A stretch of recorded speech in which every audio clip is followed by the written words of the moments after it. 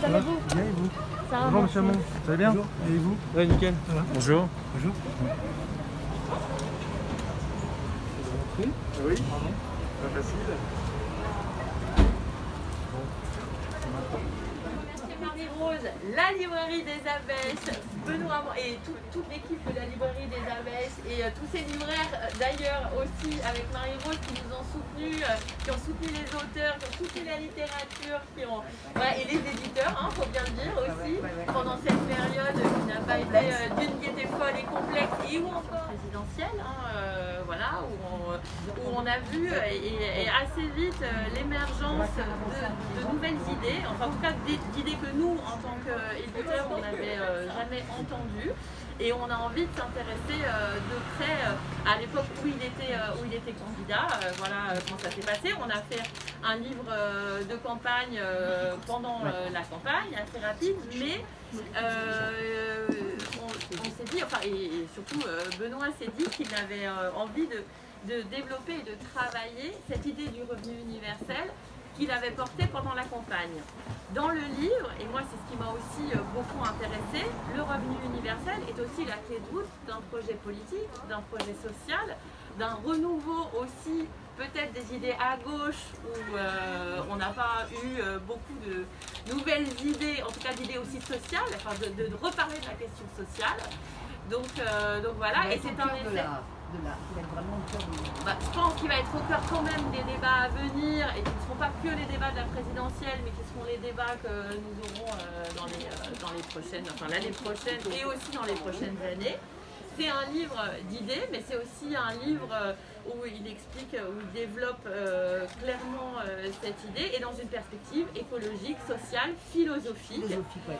Et je pense qu'il explore à fond cette idée et ce changement qu'il faudrait impulser pour pouvoir le mettre en place. Donc, je suis extrêmement heureuse d'avoir pu le publier aux Équateurs et je vais peut-être laisser, la parole à Benoît et éventuellement et surtout aux questions peut-être que vous avez envie de lui poser par rapport à ça. Benoît, Ce livre, en tout cas j'ai voulu faire ce livre. Bon, je l'ai eu l'occasion de le dire, moins pour essayer de répondre à des questions qui avaient été celles du débat présidentiel sur comment on finance, j'en parle, mais quel sera le montant du revenu universel, quelles allocations il remplacerait. Ces questions-là étaient des questions importantes, elles sont traitées dans le livre. Ce qui m'intéressait, c'était de revenir sur ce qui m'était apparu comme les principales résistances à la mise en œuvre du revenu universel. Et que j'estimais être des résistances culturelles, des préjugés liés à notre représentation du travail, à notre représentation de la richesse, et qui sont des obstacles bien plus difficiles à déplacer qu'un argument sur combien ça coûte. Pourquoi? Parce que ce sont d'abord probablement les principaux bénéficiaires du revenu universel qui s'en méfient. Et dans le livre, à un moment, je le dis, pour ceux qui l'ont lu, ils se souviendront peut-être de ce passage, mais j'évoque une rencontre que j'ai faite en 2016 avec une femme, qui est à ce moment-là bénéficiaire du RSA, donc elle gagne, comme elle a un enfant, elle doit gagner plus que le RSA socle, qui est à 550 €, elle doit être à 700 ou 800 €. Elle a été auparavant aide-soignante dans un EHPAD, dans une maison de retraite, et donc elle a eu une vie difficile, elle est une mère de famille, et je lui pose la question à la fin de l'entretien qu'on avait, c'était sur un autre projet de livre, je lui demande, mais vous, si vous étiez président de la République, quelle serait la première chose que vous feriez? Et elle me regarde et elle me dit, je baisserai votre salaire. Et je suis un peu surpris par la réponse qu'elle me fait, et je lui dis, mais ça ne changera absolument rien à votre vie de savoir que je vais gagner moins la mienne. Elle me dit, je sais, mais ça vous ferait mal. Et c'est symptomatique d'une époque dans laquelle beaucoup de femmes et d'hommes, notamment qui appartiennent aux classes populaires, ont renoncé à l'idée que leur vie puisse s'améliorer, en tout cas n'attendent rien de personne, et ne comptent plus que sur eux-mêmes pour essayer d'améliorer le quotidien, et surtout pas sur les autres, et encore moins sur la politique, et finalement se satisferaient assez bien de l'idée que d'autres à écouter la fange dans laquelle ils sont, ou la merde dans laquelle ils sont, pour parler un peu crûment, mais c'était un peu comme ça que c'était formulé. Et tout ça, ça nourrit, selon moi, ce qui pourrait être la trajectoire au désastre, si demain, l'essentiel des classes populaires s'entendaient pour faire mal ensemble, et pour en découdre ensemble, et plus pour essayer de se retrouver, ou trouver qu'ils ont, imaginer qu'ils peuvent avoir une place dans ce qui devrait être un grand récit émancipateur pour le pays, pour commencer, et si possible après d'autres avec. Et donc j'ai voulu essayer de voir pourquoi cette femme, non seulement avait envie de me faire mal à moi, mais ne croyait pas davantage à l'idée que le revenu universel répondrait à ses problèmes. Pourquoi? Parce qu'elle avait ce réflexe, que j'ai retrouvé souvent dans la campagne présidentielle, de gens modestes qui pensent que s'ils recevaient de l'argent automatiquement pour un travail qu'ils estiment ne pas avoir fait, sans qu'il y ait un emploi en face, cet argent serait indu et illégitime. Comme s'ils étaient eux aussi un petit peu de ces paresseux, de ces assistés à qui on va donner de l'argent. Ils ont envie de faire société, ils ont envie d'être dans la société, de travailler. Mais ce qui est intéressant, c'est qu'ils pensent aujourd'hui que... Il ne faut pas qu'il y ait d'assistés, monsieur Hamon. On va y revenir, mais les assistés, justement, ou ceux qu'on désigne comme des assistés, c'est, je vais vous poser une question par exemple, assez simple. Lequel d'entre vous ou laquelle d'entre vous me déclare ici, c'est sûr, si j'ai 750 € par mois de revenu universel, j'arrêterai de travailler? Personne. Personne. Pourtant, si je posais la question dans un sondage, qui se passe en général ça, partout où je pose la question, personne ne lève la main et dit j'arrêterai de travailler. Mais si je posais la question dans un sondage aux Français, comme à vous, est-ce que vous pensez que les Français arrêteraient de travailler s'ils avaient le revenu universel? Ce que vous ne vous appliquez pas à vous-même, vous vous dites ah mais la cousine un peu fainéante là, ou le tonton un peu paresseux, je suis sûr que lui il sera enclin à arrêter de bosser. C'est qu'on prête toujours aux autres les vices qu'on ne se prête pas à soi. Alors pourquoi? Parce qu'en fait, assez spontanément, aucun d'entre nous ne se dit c'est sûr que j'arrêterai de travailler. J'ai réfléchi à ce que je ferais de ce revenu universel pour peut-être, si j'arrête de travailler, me former et reprendre une autre activité. Mais en clair, aujourd'hui, on prête toujours à l'autre de vouloir devenir un assisté là où on pense que soi-même, on a envie de contribuer, d'abord à s'épanouir si possible par un boulot. Ce qui n'est pas le cas de beaucoup. Hein, ils n'avaient qu'à travailler à l'école. Hein. Ouais, non, mais ça tu peux travailler à l'école et en même temps pas avoir un bon boulot. Et même celui qui n'a pas travaillé à l'école. Mais en réalité. Ceux qui travaillent très bien à l'école et qui n'ont pas d'emploi. Exactement, il y en a un paquet. Très bien travailler à l'école.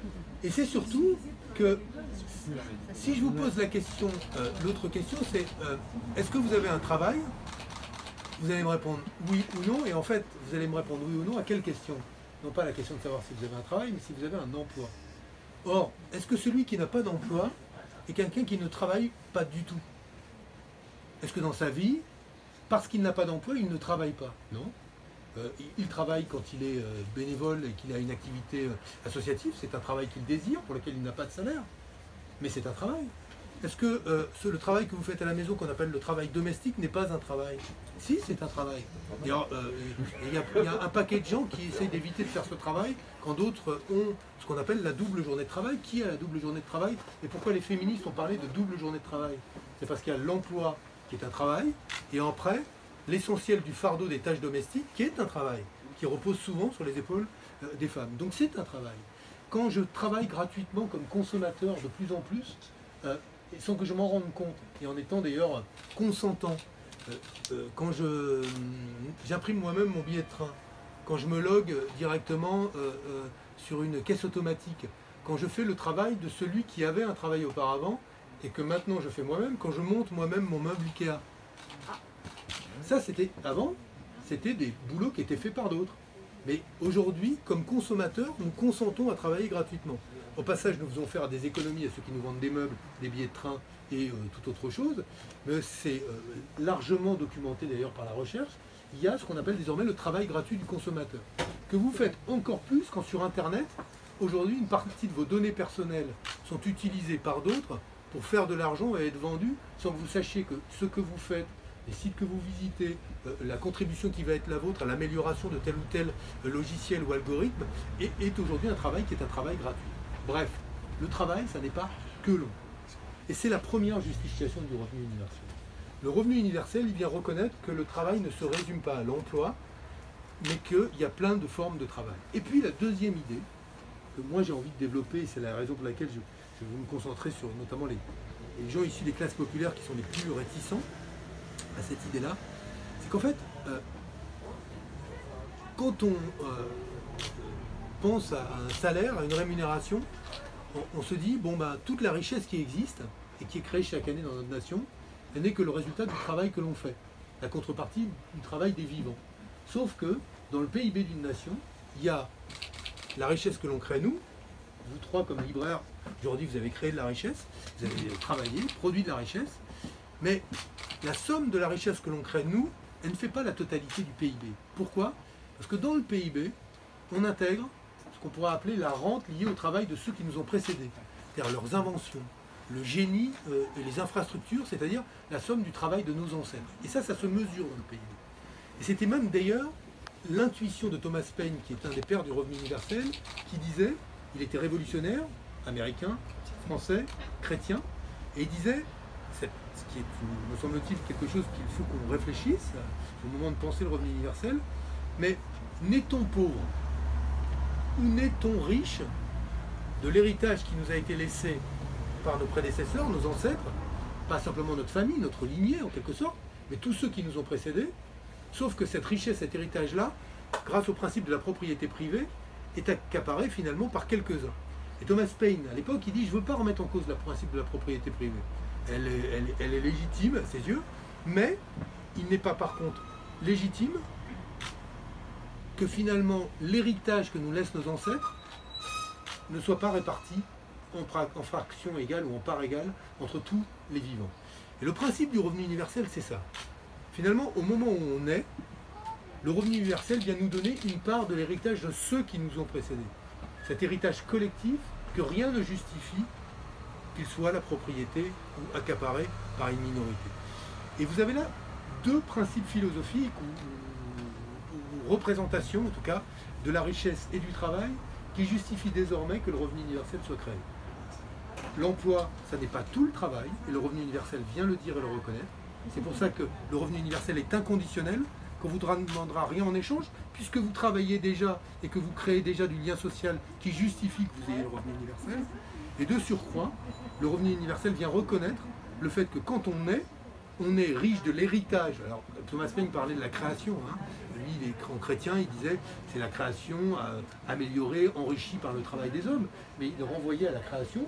Et si on oublie cette référence à la création, et qu'on parle de la nature, qu'on parle du génie humain, eh bien, le revenu universel vient reconnaître que nous avons droit, tous, à une part égale à cette richesse. C'est une socialisation, si je devais parler en économiste, c'est une forme de socialisation d'une partie de la valeur ajoutée. En gros, dont on dit, bon ben voilà, 15% de la valeur ajoutée, de la richesse créée par nous tous Français, est répartie en part égale, sous forme d'un revenu universel qui tombe sur votre compte tous les débuts de mois. Alors moi je propose, mais ça c'est discutable, parce que là c'est que de la technique après, alors c'est pas que de la technique, le montant ça change un peu les vies, mais on peut discuter des étapes, est-ce qu'on commence à 750 € tout de suite, on passe par palier, donc 300, 500, puis 750, je sais pas. Par qui commence-t-on? Moi je propose les 18-25, puis les 0-18 ans, puis la généralisation. Là encore on peut discuter, on peut même discuter de faire à la fois un montant différent par palier et procéder par une chronologie qui peut être différente pour les catégories qui bénéficieraient du revenu universel. Mais ce que je crois surtout, c'est que aujourd'hui nous avons avec cette idée-là, alors je vais vous laisser parler après, me poser des questions, mais ce qui peut être la jambe sociale de la transformation écologique indispensable de notre modèle de développement et de notre économie. Et pourquoi? Parce que ce qui va changer le revenu universel, c'est qu'il va donner aussi aux individus le choix qu'ils n'ont jamais eu. Si je ne dépends plus d'un salaire de misère pour vivre, si j'ai 1300 € plus 750, j'ai un choix que je n'avais jamais eu auparavant. Le choix d'ailleurs de dire à mon employeur, je n'accepterai plus de vendre ma force de travail à un aussi vil prix pour des conditions de travail aussi négatives. Et là, il n'y a plus l'argument pour l'employeur de « Ah ben de toute façon, si vous ne prenez pas le salaire que je vous propose pour les conditions de travail que j'impose, de toute façon, dehors il fait froid, on verra qui reviendra pour recommander, pour accepter ce boulot-là. » Là, les règles du jeu changent et ça donne une capacité aux individus à négocier, une pratique de la liberté qui est tout à fait inédite. Et j'insiste là-dessus parce que c'est fondamentalement ce que va permettre de changer le revenu universel en donnant le choix. Il me donne le choix de me libérer pour partie d'un travail que je trouve aliénant, mais il me donne aussi le choix de consommer différemment. Quand parce que j'ai un petit salaire, je n'ai d'autre choix que de consommer low cost, je consomme quoi quand je consomme low cost? Un bien, de l'alimentation, un vêtement, un service qui a été produit dans des conditions qui, pour qu'il soit si peu cher au moment où je l'achète, sont dégueulasses sur le plan écologique et dégueulasses sur le plan social. C'est ça l'économie low cost. C'est la contrepartie au petit prix, c'est que celui qui l'a produit est mal payé et probablement dans des conditions écologiques qui sont dégueulasses. Le principe du revenu universel, c'est que parce que je donne davantage de pouvoir d'achat, je donne la possibilité aux individus, donc aux consommateurs, de consommer des biens et des services à des prix qui correspondent au juste prix, c'est-à-dire le prix qui permet de payer correctement le producteur et de le faire dans des conditions écologiques satisfaisantes, et d'une, mais surtout de qualité, durable, pour les biens d'équipement, réparable pour les biens électroménagers, pareil pour durable pour les vêtements, et bio davantage pour ce qui est de l'alimentation. Donc c'est en cela que je crois que le revenu universel est un instrument aussi social que démocratique. Voilà. Moi j'ai été long, mais je voulais grossièrement vous présenter la philosophie du livre et du sujet qui vous préoccupe. Ouais, il y a un monsieur qui...